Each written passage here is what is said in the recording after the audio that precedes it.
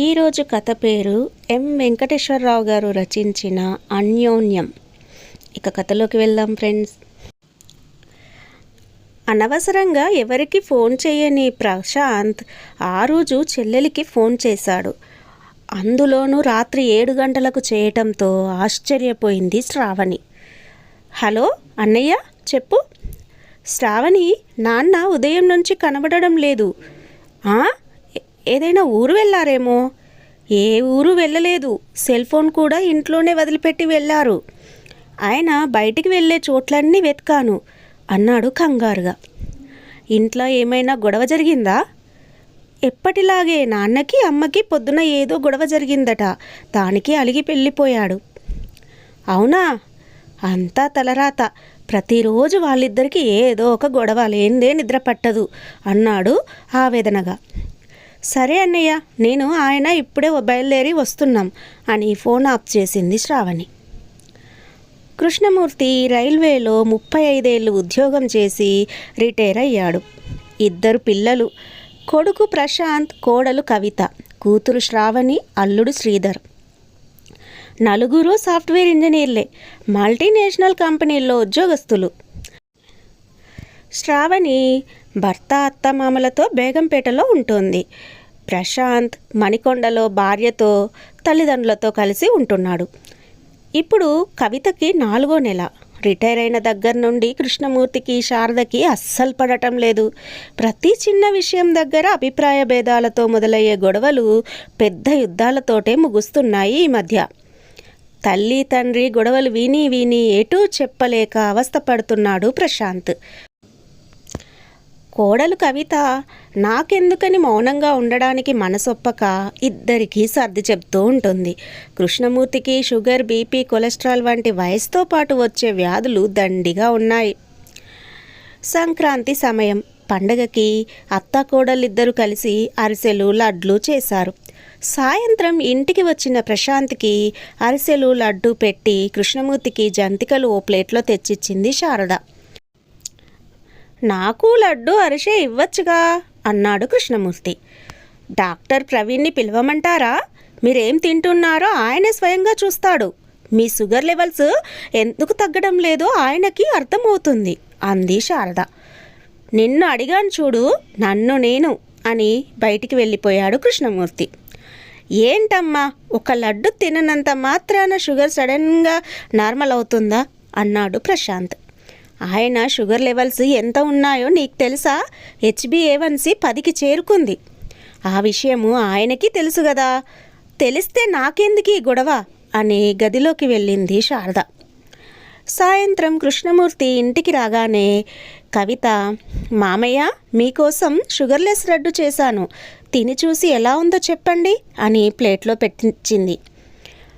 Thanks రా తల్లి, నువ్వొక్కదానివే నన్ను అర్థం చేసుకున్నావు అన్నాడు కృష్ణమూర్తి. ఇలాంటి సంఘటనలు తరచూ ఇంట్లో జరుగుతూనే ఉంటాయి. కాకపోతే కొన్ని కామెడీగా ముగిస్తే మరికొన్ని కోపతాపాలతో అంతమవుతాయి. అలాంటిదే ఈరోజు జరిగింది. దాంతో కృష్ణమూర్తి కోపంగా ఇంటి నుంచి వెళ్ళిపోయాడు. సాయంత్రం ఇంటికి వచ్చిన ప్రశాంత్ విషయం తెలుసుకొని వెంటనే తండ్రి వెళ్ళే ప్రదేశాలన్నీ వెతికి వచ్చాడు. ఎక్కడా కనిపించకపోయేసరికి శ్రావణికి ఫోన్ చేశాడు. శారద నిశ్చింతగా టీవీలో సీరియల్ చూస్తోంది.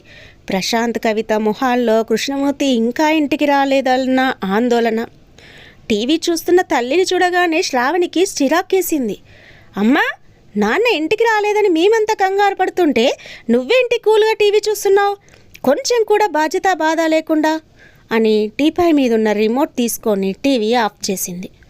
శారద లేచి, ఎందుకే అంత గాబరా పడతావు? ఆయనేం చిన్నపిల్లాడు కాదుగా తప్పిపోవడానికి.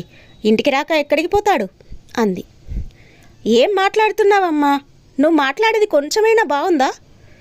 ఆయన్ని ఎవరు వెళ్ళమనలేదు. వెళ్ళినవాడు తిరిగి రాక ఏం చేస్తాడు? ఏంటో నీ ప్రవర్తన విచిత్రంగా ఉంది అంది శ్రావణి విసుగ్గా. ఏం చేయమంటావు? ప్రతిదానికి అలుగుతూ గొడవ పడుతూ ఇంటి నుంచి వెళ్తూ ఉంటే రోజు ఆయన కోసం ఏడవమంటావా? ఊరంతా తిరగమంటావా అంది శారద ఆవేశంగా. ఆపమ్మా, అయినా నాన్న ఇంట్లో నుంచి వెళ్ళేంతగా గొడవలు ఎందుకు వస్తాయి మీ మధ్య ఒకటా రెండా ఎన్నని చెప్పమంటావు? అయిన దానికి కాందానికి కోపం తెచ్చుకొని రాద్ధాంతం చేస్తుంటే అదే జీవితం అయిపోయింది అంటుంటే ఉదయం జరిగిన సంఘటన గుర్తుకొచ్చింది శారదకి. పొద్దున ప్రశాంత్ ఆఫీస్కి తయారవుతుంటే కవిత దోశలు వేయడానికి కిచెన్లోకి వెళ్ళింది. కవిత, నేతి దోశలు వేయు అన్నాడు ప్రశాంత్. కృష్ణమూర్తి వాకింగ్కి వెళ్ళొచ్చి స్నానం చేసి టిఫిన్ కోసం కొడుకుతో పాటు కూర్చున్నాడు. శారద కిచెన్లోకి వెళ్ళి ఆయన కోసం నూనె లేకుండా దోశలు వేసి తెచ్చింది. శారద, నాకు నేతి దోశలు వేస్తావా? రోజు చప్పిడి తిండి తిని తిని విసుగొస్తోంది అన్నాడు. ఆయన మాటలను పట్టించుకున్నట్టు లోపలికి వెళ్ళబోతుంటే, నీకే చెప్పేది, నేను చెప్పేది వినిపించుకోకుండా వెళ్తావేంటి? రోజు ఈ చప్పిడి తిండి నేను తినను అన్నాడు కోపంగా. మీకు ఈ దోశలు వద్దా? అయితే నాకు పని తప్పింది. వీటిని నేను తింటాలేండి. మోకాళ్ళ నొప్పులతో నిలబడి చేసుకునే పని తప్పించారు అంది శారద నవ్వుతూ. అంతే. కృష్ణమూర్తి కోపం ఆకాశం వైపు చూసింది. ఆవేశంతో ఊగిపోతూ, తిను, బాగా తిను, నీలాంటి జడాలే ఈ ఎండిపోయిన చప్పిడి తిండి తినేది అంటూ కోపంగా లేవబోతుంటే, మామయ్య కూర్చోండి, ఎందుకంత ఆవేశం? నేను మీకు దోశలు వేస్తాను, ముందు కూర్చోండి అంది కవిత. ఇంట్లో నువ్వొక్కతివే తల్లి, నన్ను అర్థం చేసుకుంది అన్నాడు కూర్చొని.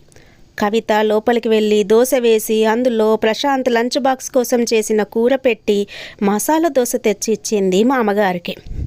మసాలా దోశ చూడగానే కృష్ణమూర్తి కోడలి వైపు మెచ్చుకోలుగా చూసి రుచిగా ఉన్న దోశను ఆస్వాదిస్తూ తృప్తిగా తిని లేచి తన గదిలోకి వెళ్ళి న్యూస్ పేపర్ చదవసాగాడు. అత్తా కోడళ్ళు కలిసి తింటుంటే, కవిత, ఏంటి మీ మామగారికి ఏకంగా మసాలా దోశ తెచ్చిచ్చావు? నేను వద్దంటుంటే నువ్వు తెచ్చివ్వడం ఏమైనా బాగుందా అంది శారద. అత్తయ్య, నేను నూనె లేని దోశలో వేసి ప్రశాంత్ కోసం చేసిన మిక్స్డ్ వెజిటబుల్ కూర అందులో పెట్టి మసాలా దోశ అని చెప్పాను. కవిత వైపు ఆశ్చర్యంగా చూసి, ఈ సూక్ష్మం నాట్లేదే అనుకుంది శారద. మధ్యాహ్నం భోజనాలైన తర్వాత కవిత గదిలోకి వెళ్ళి పడుకుంది. కృష్ణమూర్తి, శారద హాల్లో కూర్చొని టీవీ చూస్తున్నారు. ఉన్నట్లుండి టీవీ వాల్యూమ్ తగ్గించి, శారద, నీకంటే ముందు నేను పోతే ఏం చేస్తావు అన్నాడు. నాకేంటండి, మీరుండరనే బాధ తప్ప నెల నెల మీ పెన్షన్ డబ్బులు వస్తాయి. ఊళ్ళోనే కూతురు అల్లుడు ఉన్నారు. కొడుకు కోడలు కళ్ళ ముందే ఇంట్లోనే ఉన్నారు. మనవడో మనవరాలో రాబోతుంది. ఇంకెందుకు దిగులు అంది భర్తని ఉడికిద్దామని. అంతే, పేతాళం మళ్ళీ చెట్టెక్కింది. అంటే నేనెప్పుడు పోతానా అని చూస్తున్నావా? అత్త ఎప్పుడు చేస్తుందని, అరుగు ఎప్పుడు ఖాళీ అవుతుందన్నట్టుంది నీ వాలకం అంటూ పెద్ద పెద్దగా అరుస్తుంటే పాపం కవిత అప్పుడే పడుకుంది. అరవకండి అంది శారద. అయినా కృష్ణమూర్తి ఆపకపోయేసరికి పక్కనున్న పాత వీక్లీ తీసుకొని చూస్తుంటే, నేను ఇక్కడ పిచ్చోడిలా వాగుతుంటే నువ్వు పుస్తకం చదువుతావా అని భార్య చేతిలోని వీక్లీ లాక్కొని చింపి మూలకు విసిరేశాడు. అబ్బా, అరవకండి, కవిత పడుకుందని చెప్తున్నా కదా అని చేతులు జోడించింది. అయినా ఆపకపోతుంటే చిరాకొచ్చి గదిలోకి వెళ్ళి మంచం మీద నడుం వాల్చింది. కాసేపట్లో కన్ను మలిగింది. సాయంత్రం కవిత కాఫీ తీసుకొచ్చి లేపేసరికి మెలకువ వచ్చింది. నాకు అప్పుడు చెప్పింది కవిత, ఆయన ఇంట్లో లేడని అని చెప్పడం ముగించింది శారద. కొడుకు కూతురు ఆశ్చర్యంగా వింటుంటే అల్లుడు శ్రీధర్ కల్పించుకొని, ప్రశాంత్, జరిగిందేదో జరిగింది. ఇప్పుడు మామయ్య ఎక్కడికి వెళ్ళుంటారో ఏమైనా ఐడియా ఉందా అని అడిగాడు. అంతలో పక్కింటి 10 ఏళ్ల కుర్రాడు బాల్ ఇటువైపు పడ్డదని వచ్చి తీసుకెళ్తూ, కవితక్క, మీ ఇంట్లో ఉండే తాతయ్య పార్కులో ఉన్నాడు అన్నాడు. అందరూ ఆశ్చర్యంగా వాడివైపు చూశారు. నిజంగానా? సరిగ్గా చూసావా అంది కవిత. అవును, మీ ఇంట్లో తాతయ్యే. నేను ఇప్పటిదాకా పార్కు పక్కన గ్రౌండ్లో క్రికెట్ ఆడుకొని వచ్చాను. వచ్చేటప్పుడు చూశాను అన్నాడు. వెంటనే బావమరుదులిద్దరూ వెళ్ళి కృష్ణమూర్తిని సమాధానపరిచి ఇంటికి తీసుకొచ్చారు. శారదా కృష్ణమూర్తి ఒకరినొకరు బద్ధశత్రువుల్లా చూసుకున్నారు. రాత్రి భోజనాలప్పుడు, ఏంటి నాన్న ఇది? అమ్మ ఏదైనా తెలిసి తెలియక అంటే చూసి చూడనట్టు విని విననట్టు వదిలేయాలి, కానీ ఇలా ఇల్లు వదిలి వెళ్ళటం, అలగటం, అరుచుకోవటం ఈ వయసులో మీకు బాగుందా అంది శ్రావణి. అమ్మా, నువ్వు కూడా నాన్న ఏదైనా అంటే కాసేపు మౌనంగా ఉంటే సరిపోతుంది. పిల్లలం మేమేదైనా గొడవలు పడితే పెద్దవాళ్ళుగా మీరు సర్ది చెప్పాలి. కానీ మన ఇంట్లో రివర్స్లో ఉంటుంది. అసలే కవిత ప్రెగ్నెంట్ కూడా, కాస్త అర్థం చేసుకోండి అన్నాడు ప్రశాంత్. భోజనం చేశాక కూతురు అల్లుడు వెళ్ళిపోయారు. రాత్రి బెడ్రూమ్లో వీళ్ళతో పడలేం కవిత. వయసైన కాలంలో కృష్ణారామ అనుకుంటూ ఏ టీవీనో చూస్తూ కాలం గడపకుండా టామ్ అండ్ జెర్రీలో ఎప్పుడు ఈ గొడవలేంటి? నాకు పిచ్చెక్కుతోంది. ఇంకోసారి ఇలా జరిగితే మనమే ఎక్కడికైనా ట్రాన్స్ఫర్ చేయించుకొని వెళ్ళిపోదాం అన్నాడు ఆవేశంగా ప్రశాంత్. అలా అనకు ప్రశాంత్. ఈ పెద్ద వయసులో వాళ్ళిద్దరిని ఒంటరిగా వదిలి మనం వెళ్ళిపోతే వాళ్ళ బాగోగులు ఎవరు చూసుకుంటారు? చిన్న వయసులో నువ్వు మీ చెల్లి ఎంత గొడవ చేసి ఉంటారు. అప్పుడు మీ ఇద్దరిని వదిలి వాళ్ళు ఎక్కడికైనా వెళ్ళారా, లేక మిమ్మల్ని హాస్టల్కి పంపారా? పెంచి పెద్ద చేసి ప్రయోజకులను చేయాలా? అలాగే ఇది కూడా అంది కవిత. ప్రశాంత్ బదులివ్వలేదు. ఇప్పుడు ఏమంటావు? వాళ్ళిద్దరు గొడవ పడకుండా ఉండాలి అంతే కదా. అది ఇకపై నేను చూసుకుంటాను. మనసు పాడు చేసుకోకుండా నెమ్మదిగా నిద్రపో అంది అనునయంగా భర్తతో కవిత. మర్నాడు ఉదయం ఎప్పటిలాగే ఎవరి పనుల్లో వాళ్ళు నిమగ్నమయ్యారు. ప్రశాంత్ టిఫిన్ తిని ఆఫీస్కి వెళ్ళాడు. కొడుకుతో పాటే బ్రేక్ఫాస్ట్ తిని కృష్ణమూర్తి బయటికి వెళ్ళాడు. కవిత, శారద కలిసి టిఫిన్ తింటుంటే, అత్తయ్య, మార్కెట్ వరకు వెళ్ళొద్దాం రండి. మధ్యాహ్నం భోజనానికి ప్రశాంత్ ఇంటికి వస్తానన్నాడు. బిర్యానీ చేయమన్నాడు అంది కవిత. ఇవాళేంటి కొత్తగా నన్ను రమ్మంటున్నావు? ఈయన కానీ ప్రశాంత్ కానీ ఇంటికి కావలసినవన్నీ సూపర్ మార్కెట్కి వెళ్ళి తెచ్చేవాళ్ళు కదా. ఇంట్లో ఉంటే అదోలా ఉంది. ప్రెగ్నెంట్ కదా, కాస్త రిలీఫ్గా ఉంటుందని ఒంటరిగా వెళ్ళటం ఎందుకని తోడుకి మిమ్మల్ని పిలిచాను అంది. ఇద్దరూ సూపర్ మార్కెట్కి వచ్చారు. అక్కడ మనకు కావలసిన వస్తువులు ఎలా ఎంపిక చేసుకోవాలి, ఎక్స్పైరీ డేట్ ఎలా చూడాలి, కార్డు ఎలా ఉపయోగించాలి, గూగుల్ పే ద్వారా ఎలా డబ్బులు చెల్లించాలో వివరంగా అత్తగారికి నేర్పించింది కవిత. వచ్చేటప్పుడు తోవలో ఉన్న లైబ్రరీకి తీసుకొచ్చింది. అక్కడ డబ్బు కట్టి శారదని సభ్యురాలి చేసింది. అక్కడ ప్రముఖ రచయిత్రుల పుస్తకాలు అనేకమున్నాయి. శారదకి ఆ పుస్తకాలు చూడటంతో ప్రాణం లేచొచ్చినట్టు అనిపించింది. పెళ్లి కాకముందు ఎన్నెన్ని పుస్తకాలు చదివేదాన్నో తెలుసా అంది. మీరు పుస్తకాలు చదువుతారా అత్తయ్య? చదువుతారా అంటావేంటి? ఒకప్పుడు చిన్న పేపర్ ముక్క కనిపించినా వదిలేదాన్ని కాదు. కథలు, నవలలు చదువుతుంటే ఆకలి కూడా తెలిసేది కాదు. ఆ కాలంలో ఇప్పట్లా సెల్ ఫోన్లు, ఇంటర్నెట్లు, యూట్యూబ్లు లేవు కదా. నాకు కాలక్షేపమే పుస్తకాలు చదవడం. ఆ రోజులే వేరు. మరి ఇంకేంటి, రోజు ఇక్కడికి రండి, మీకు ఇష్టమైన పుస్తకాలు తెచ్చుకొని చదవండి. ఖచ్చితంగా కవిత అని తన అభిమాన రచయిత్రి కథల పుస్తకాలు, నవలలు తీసుకుంది. ఇవాళ వంట నేను చేస్తాను, ఇంటికి వెళ్ళాక వీటిని చదువుకోండి అంది కవిత. ఇద్దరూ ఇంటికి వచ్చారు. శారద తన గదిలోకి వెళ్ళి నవల చదవటం మొదలుపెట్టింది. 10 నిమిషాలు విశ్రాంతి తీసుకొని కిచెన్లోకి వెళ్ళింది కవిత. ఆ సమయంలో అటుగా వచ్చిన మామగారిని చూసి, మామయ్య, మీరు వంట బాగా చేస్తారని ప్రశాంత్ చెప్పాడు, నిజమేనా అంది. ఏదో తమాషాకు చెప్పుంటాడు. బ్యాచిలర్గా ఉన్నప్పటి కథ అది. పెళ్ళయ్యాక శారద నాతో టీ కూడా ఏనాడు పెట్టించలేదు అన్నాడు. అయితే ఇవాళ వంట మీరే చెయ్యాలి. అయ్యో, నేను వంట చేస్తే ఎవరు తింటారమ్మా? భయపడకండి మామయ్య, మీకు వంట చేయడం నేను నేర్పిస్తాను. నేను ఎలా చెప్తానో మీరు అలాగే చేయండి చాలు.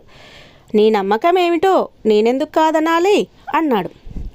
గదిలోంచి బయటకి రాకుండా నవలలో లీనమైపోయింది శారద. మధ్యాహ్నం భోజనానికి ఇంటికి వచ్చిన ప్రశాంత్తో పాటు అత్తగారికి, మామగారికి భోజనం వడ్డించింది కవిత. ఇవాళ స్పెషల్గా ఉందే బిర్యానీ అంటూ తల్లి కొడుకులు ఆస్వాదించుకుంటూ తిన్నారు. ఏమీ మాట్లాడకుండా, చేసింది ఎవరో చెప్పకుండా థ్యాంక్స్ అత్తయ్య అంది కవిత. మరుసటి రోజు శారదని బ్యాంకుకు తీసుకెళ్ళింది కవిత. బ్యాంకులో డబ్బు ఎలా డిపాజిట్ చేయాలో, ఎలా తీసుకోవాలో, ఏటీఎంలో డబ్బు ఎలా డ్రా చేయాలో నేర్పించింది. అలాగే మామగారికి యూట్యూబ్లో చూస్తూ వంటలు ఎలా చేయాలో చెప్పింది. ఇప్పుడు బ్యాంకు పనులు, కూరలు తేవటం, సూపర్ మార్కెట్లో సరుకులు తేవడం మొదలు ఆన్లైన్లో కరెంటు బిల్లు కట్టడం, గూగుల్ పే ద్వారా డబ్బు చెల్లించడం, అంతటితో ఆగకుండా ఆన్లైన్లో ఆర్డర్ చేయటం, కావలసిన వస్తువులు ఇంటికే తెప్పించుకోవడం వరకు శారదే చూస్తుంది. కవిత సూచనలతో ఇంట్లో రుచిగా వంట చేయడం పూర్తిగా నేర్చుకున్నాడు కృష్ణమూర్తి. ఆ రోజు పెరిగిన డిఏ అరియర్స్ పెన్షన్లో రాకపోవడంతో కృష్ణమూర్తి, కవిత నేను రైలు నిలయం వరకు వెళ్ళొస్తానమ్మా అని బయలుదేరబోతుంటే అది విని శారద వేగంగా గదిలోంచి వచ్చి, మీ డిఏ అరియర్స్ పెన్షనర్లకి రేపు వేస్తారట అంది. 15 రోజుల తర్వాత మాటలు కలిపిన శారద వైపు ఆశ్చర్యంగా చూసి, నీకెలా తెలుసు అన్నాడు. నిన్న సూపర్ మార్కెట్లో మీ కొలీగ్ రాజారావు గారు కనిపించి చెప్పారు అంది దగ్గుతూ. అప్పుడు కిచెన్ నుండి కవిత, మామయ్య ఇప్పుడు బయట పనులన్నీ అత్తయ్యే చూస్తున్నారు. ప్రతిరోజు లైబ్రరీకి వెళ్ళి కథల పుస్తకాలు, నవలలు తెచ్చుకొని చదువుతున్నారు. అంతేకాదు ట్యాబ్లో తనకి నచ్చిన పుస్తకాలు ఆన్లైన్లో కొనడము, చదవడం కూడా అంది. అలాగా, వెరీ గుడ్ అని కిచెన్లోకి వెళ్ళి మిరియాల కషాయం కాచి శారదకిచ్చి, రాత్రంతా దగ్గుతూనే ఉన్నావు, జలుబు కూడా ఉన్నట్టుంది అన్నాడు. కవిత, ఇప్పుడు కషాయం కాచావా, నీకెందుకమ్మా శ్రమ అంది శారద. నేను కాదత్తయ్యా, మామయ్య కాచారు. ఇప్పుడు మామయ్య కాఫీ నుండి కషాయం వరకు వంటలన్నీ నేర్చుకున్నారు అంది. ఈసారి ఆశ్చర్యపోవడం శారదవంతైంది. అవునా, ఈయనకి టీ పెట్టడం కూడా రాదే అంది కృష్ణమూర్తిని చూస్తూ. అంతా కవిత కోచింగ్ అన్నాడు. సరిగ్గా అప్పుడే వచ్చిన శ్రావణి అది విని, నిజమా నాన్న అంది సంతోషంగా. కవిత వైపు తిరిగి, నిన్న అన్నయ్యకి ఫోన్ చేస్తే నిన్ను నాన్ స్టాప్గా పొగడ్తలతో ముంచెత్తాడు. ఇప్పుడు ఇంట్లో అమ్మా నాన్న మధ్య తగాదాలే లేవని చెప్పాడు. ఏం మాయ చేసావు వదినా అంది శ్రావణి. నేనేం చెయ్యలేదు శ్రావణి, మీకందరికీ మామయ్య అత్తయ్య గొడవ పడడం, తగులాడుకోవడం మాత్రమే తెలుసు. కానీ నాకు వాళ్ళిద్దరి మధ్య ఉన్న అన్యోన్యత గురించి కూడా తెలుసు. అన్యోన్యత? మా అమ్మ నాన్న అలా ఉండటం మేమెప్పుడు చూడలేదే అన్నారు అన్నా చెల్లెళ్ళు. ఐ లవ్ యూ అని 10 సార్లు చెప్తేనే అన్యోన్యతనా? కానే కాదు. తనకి ఇష్టం వచ్చింది తిననివ్వడం లేదని మామయ్య గారికి కోపం. ఆయన షుగర్ బీపీ మనిషి, ఇష్టం వచ్చినట్టు తింటే ఆయన ఆరోగ్యం ఏమవుతుందోనని అత్తయ్యకి భయం. అంటే మామయ్య గారంటే అత్తయ్యకి ఎంత ఇష్టమో చూడండి. అది ఎలా వ్యక్తపరచాలో ఆమెకు తెలియటం లేదు.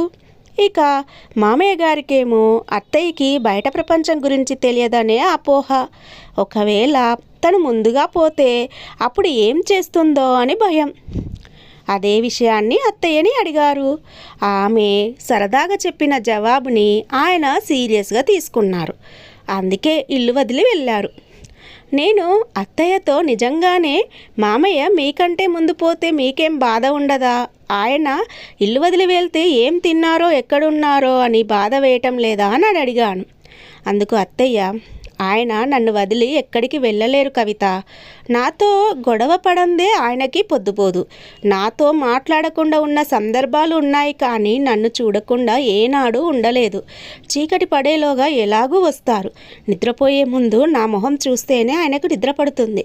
పొద్దున లేచాక నా మొహం చూసాకే బయటికి వస్తారు. ఆయన సంగతి నాకు బాగా తెలుసు. ఖచ్చితంగా వస్తారు చూడు. అయినా ప్రెగ్నెంట్వి, నువ్వు వీటి గురించి ఎక్కువగా ఆలోచించకు అన్నారు. అప్పుడు అర్థమైంది వీళ్ళిద్దరి మధ్య ఉన్న బలమైన ప్రేమ. ఇంత అన్యోన్యంగా ఉన్న వీళ్ళ మధ్య ఎందుకు గొడవలు వస్తున్నాయని ఆలోచించాను. అప్పుడు నాకు అర్థమైంది ఏంటంటే 36 ఏళ్ల పాటు మామయ్య ఉద్యోగంలో పగలంతా గడిపి వచ్చేవారు. మిగిలిన కొద్ది సమయంలో కుటుంబ విషయాలు, పిల్లల బాధ్యతలతో గడిచిపోయేది. పెళ్ళైన దగ్గర నుంచి ఇల్లు, వంట తప్ప మరొక లోకం తెలియదు అత్తయ్య గారికి. మామయ్య గారికి ఇప్పుడు ఆఫీస్కి వెళ్ళే పని లేకపోయినా బయట పనులకు మాత్రం ఇప్పుడు కూడా ఆయన తిరగాల్సి వస్తుంది. అత్తయ్య వంట పని అంతే. ఇలా ఇద్దరు ఒకే పని ఎన్నో ఏళ్ళగా చేస్తున్నారు. ఆ పని వాళ్ళకి ఇష్టమైనదే అయినా ఇప్పుడు బోర్ కొడుతోంది. ఒకే చోట కాళ్ళు ముడుచుకొని కూర్చుంటే కాళ్ళు తిమ్మిర్లెక్కుతాయి. అదేవిధంగా ఒకే పనిని నిరంతరం చేస్తుంటే చేసే పని మీద ధ్యాస తగ్గుతుంది, విసుగు కలుగుతుంది. ఆ అసహనాన్ని సహజంగానే మన పక్కనున్న వాళ్ళ మీద చూపుతుంటాం. అత్తయ్య మామయ్య కూడా అదే చేస్తున్నారు. మనం లగేజీ ఎక్కువసేపు పట్టుకోవాల్సి వస్తే చెయ్యి మార్చుకుంటాం. ఇలా ఎప్పుడూ ఒకే పనిని చేసే వాళ్ళలో ఒకలాంటి శూన్యత ఏర్పడుతుంది. దాని నుండి బయటపడాలంటే లగేజీ ఓ చేతి నుంచి మరో చేతికి మార్చుకున్నట్టే వీళ్ళిద్దరి పనుల్లో మార్పు చేశాను. ఇప్పుడు బయట పనులన్నీ అత్తయ్య గారే చేస్తున్నారు. ఆమెకి ఇష్టమైన పుస్తకాలు స్వేచ్ఛగా చదువుకుంటున్నారు. మామయ్య గారు కూడా ఎప్పుడు తనకిష్టమైన వంట పనిని ఇన్నేళ్ల తర్వాత కొత్తగా చేస్తూ రిలీఫ్గా ఫీల్ అవుతున్నారు. ఇదే సీక్రెట్ అంది కవిత. కవిత మాటలు విన్న శ్రావణి, శ్రీధర్, ప్రశాంత్ నవ్వుతూ క్లాప్స్ కొడుతుంటే వాళ్ళతో పాటు చేతులు కలిపారు కృష్ణమూర్తి, శారద. కథ విన్నారు కదా. ఈ కథ కనుక నచ్చినట్లయితే మన ఛానల్ని ఎవరైనా ఫస్ట్ టైం చూస్తున్నట్లయితే ఇంకా సబ్స్క్రైబ్ చేయకపోతే సబ్స్క్రైబ్ చేసుకోండి ప్లీజ్. అలాగే ఈ కథకు ఒక లైక్ కూడా ఇస్తారని అనుకుంటున్నాను. మరొక మంచి కథతో మళ్ళీ కలుస్తాను. అంతవరకు బాయ్ ఫ్రెండ్స్.